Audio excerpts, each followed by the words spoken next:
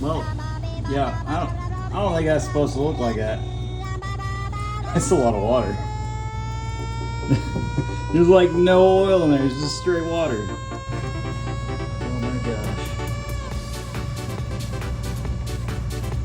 Before it, watch.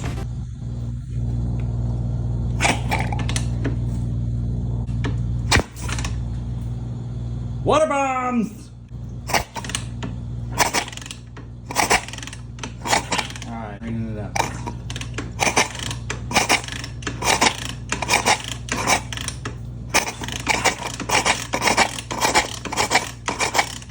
Good gravy! How much friggin' water can an engine hold? It's